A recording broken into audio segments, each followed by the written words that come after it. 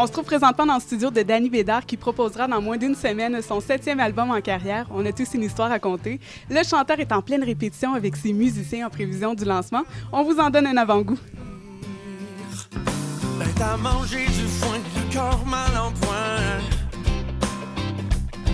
à crier comme un marchand de poison. Et Danny, tu lances ton nouvel album dans moins de 7 jours. Oui. Comment tu te sens? Un peu, pas anxieux. Non, je pense que on s'habitue pas à ce genre d'événements-là. Non, je pense qu'on reste terré dans notre trou pour un bout pour essayer de faire l'album, faire les prises de son, puis essayer de le rendre le plus fidèlement possible. Puis après ça, quand on fait la promotion comme aujourd'hui ou les répétitions, là, on se rapproche de la date le jour J. Fait que, ouais, peut-être un petit papillon ou deux.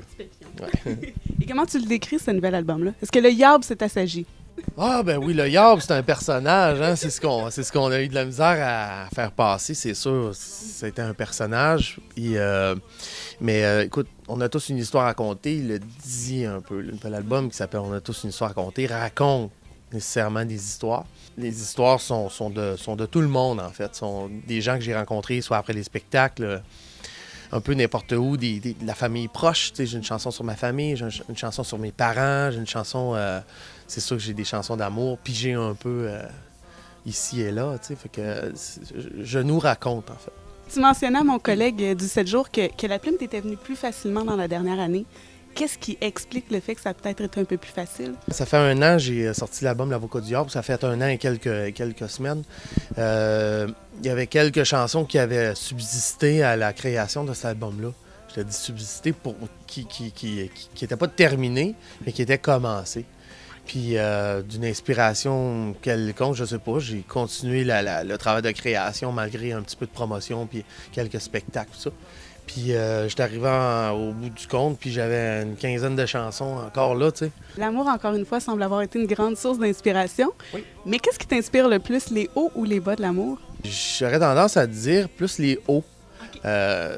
La chanson d'amour que je pense là, c'est une chanson qui s'appelle « Avec toi ». Une chanson qui est dédiée à mon père et à ma mère, qui s'aiment depuis plus de 40 ans. Puis c'est un genre d'hommage à mes parents, à leur amour. Ils se donnent des becs, ils sont cute au bout, ils sont bien amoureux comme au premier jour. Puis en même temps, une chanson d'amour, c'est souvent, bon, justement, fini soit mal ou soit...